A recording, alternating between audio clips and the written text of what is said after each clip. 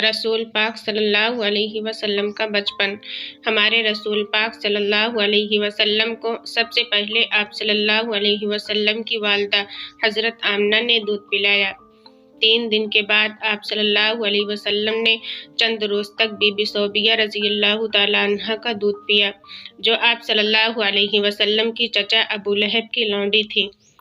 ان دنوں مکہ میں رہنے والے شریف عرب گھرانوں کا دستور تھا کہ وہ اپنے بچوں کو پیدا ہوتے ہی دیہات میں بھیج دیتے تھے۔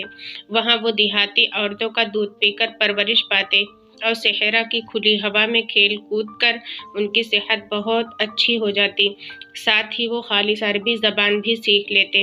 دیہاتی عورتیں سال میں 2 مرتبہ مکہ آتی اور شریفوں کے بچوں کو پالنے کے لیے اپنے گھروں کو لے جاتی۔ جب واپس لاتی تو بچوں کے والدین ان کو بہت انعام و اکرام دیتے۔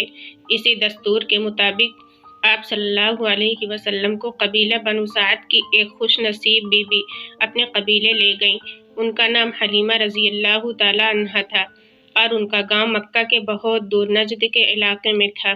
برکت کا خزانہ۔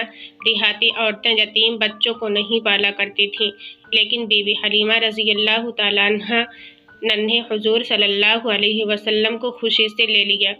اس طرح اس کی قسمت جاگ اٹھی، کیونکہ آپ صلی اللہ علیہ وسلم ان کے لیے برکت کا خزانہ نکلے۔ وہ خود کہتی تھیں کہ ہم محمد صلی اللہ علیہ وسلم کو لے کر واپس جانے لگے تو ہماری کم دودھ دینے والی اونٹنی خوب دودھ دینے لگی اور ہمارے مریل گدھی اتنی تیز چلنے لگی کہ اس نے قافلے کو سب گدھوں کو پیچھے چھوڑ دیا۔ ہم وطن پہنچے تو چند دنوں کے اندر ہمارے زمین میں ہریالی ہی ہریالی ہو گئی اور ہمارے بکریاں خوب دودھ دینے لگیں۔ اس طرح ہماری غریبی دور ہو گئی۔ 2 سال کے بعد بی بی حلیمہ رضی اللہ تعالیٰ عنہا ننھے حضور صلی اللہ علیہ وسلم کو حضرت آمنہ سے ملانے لے گئیں اور پھر اصرار کر کے واپس لے گئیں، اور آپ صلی اللہ علیہ وسلم سے بہت محبت کرتی تھیں اور اپنی اولاد کی طرح چاہتی تھیں۔ آپ صلی اللہ علیہ وسلم کے دودھ شریک بھائی بکریاں چرانے جاتے تو آپ صلی اللہ علیہ وسلم کو بھی ساتھ لے جاتے۔ وہ گھر واپس آ کر اپنی ماں کو آپ صلی اللہ علیہ وسلم کے بارے میں عجیب و غریب باتیں بتاتے۔ ایک روز دوڑتے دوڑتے آئے اور بتایا کہ 2 آدمیوں نے محمد صلی اللہ علیہ وسلم کا پیٹ چاک کر دیا۔ حلیمہ رضی اللہ تعالیٰ عنہا اپنے شوہر کے ساتھ دوڑ کر وہاں گئیں۔ آپ صلی اللہ علیہ وسلم بھلے چنگے کھڑے تھے۔ جب آپ صلی اللہ علیہ وسلم سے پوچھا گیا کہ آپ صلی اللہ علیہ وسلم کو کیا ہوا تھا تو آپ صلی اللہ علیہ وسلم نے بتایا کہ سفید کپڑوں والے 2 آدمی آئے، مجھے لٹا کر میرا پیٹ چاک کیا، اس میں سے کوئی چیز نکال کر پھینک دی اور پیٹ کو پہلے جیسا کر دیا۔ بی بی حلیمہ رضی اللہ تعالیٰ عنہا یہ سن کر گھبرائیں اور مکہ جا کر آپ صلی اللہ علیہ وسلم کو حضرت آمنہ کے سپرد کر دیا۔ اس وقت آپ صلی اللہ علیہ وسلم کی عمر تقریباً 5 برس کی تھی۔ حضرت آمنہ کی وفات جب ہوئی اس وقت آپ صلی اللہ علیہ وسلم کی عمر 6 برس سے کچھ اوپر تھی، تو حضرت آمنہ آپ صلی اللہ علیہ وسلم کو ساتھ لے کر یثرب یعنی مدینہ گئیں اور وہاں آپ صلی اللہ علیہ وسلم کی پردادی عبد المطلب کی والدہ کے خاندان بنو نجار میں 1 مہینہ تک رہیں۔ وہ اپنے شوہر کی قبر بھی گئیں اور آپ صلی اللہ علیہ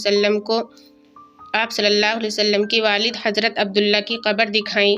یثرب سے واپس ہوئیں تو راستے میں بیمار ہوئیں اور ابوا کے مقام پر وفات پا گئیں اور وہیں دفن ہوئیں۔ وفادار لونڈی ام ایمن رضی اللہ تعالیٰ عنہا ساتھ تھیں۔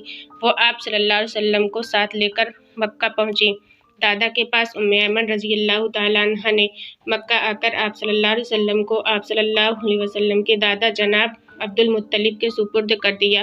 بوڑھے دادا نے اپنے بن ماں باپ پوتے کو سینے سے لگایا اور نہایت محبت اور شفقت سے آپ صلی اللہ علیہ وسلم کی پرورش کرنے لگیں اور آپ صلی اللہ علیہ وسلم کو اپنی تمام اولاد سے بڑھ کر چاہتے، ہر وقت آپ صلی اللہ علیہ وسلم کو ساتھ رکھتے۔ آپ صلی اللہ علیہ وسلم نے دیکھا کہ چچا کی مالی حالت کمزور ہے تو خود کمانے کی فکر کی اور کچھ عرصے تک لوگوں کی بکریاں اجرت پر چراتے رہے۔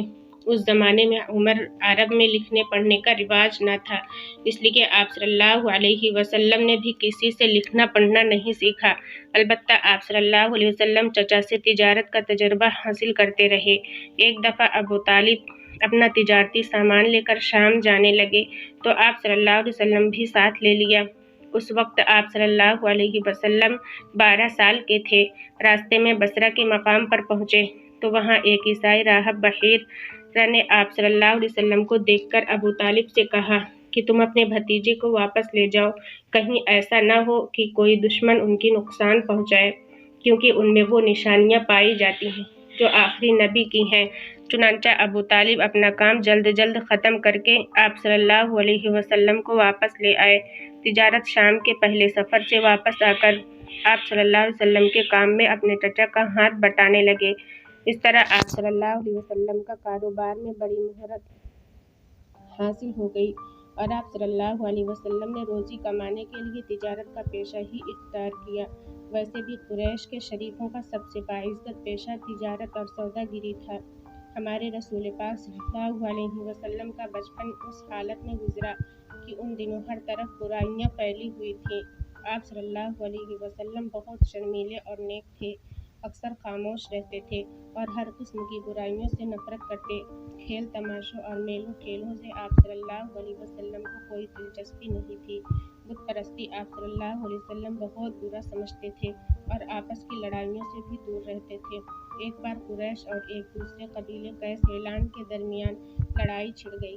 उसे हरफ हजार कहा जाता है। आप सल्लल्लाहु अलैहि वसल्लम को मजबूरन अपने चचाओं के साथ लड़ाई के मैदान में जाना पड़ा, लेकिन आप सल्लल्लाहु अलैहि वसल्लम लड़ाई में सिर्फ उस हद तक शरीक हुए कि जो तीर दुश्मन की तरफ से ले आते थे वो उठाकर अपने चचाओं को पकड़ा देते थे। आप सल्लल्लाहु अलैहि वसल्लम में शोखी और जिद नाम को भी न थी।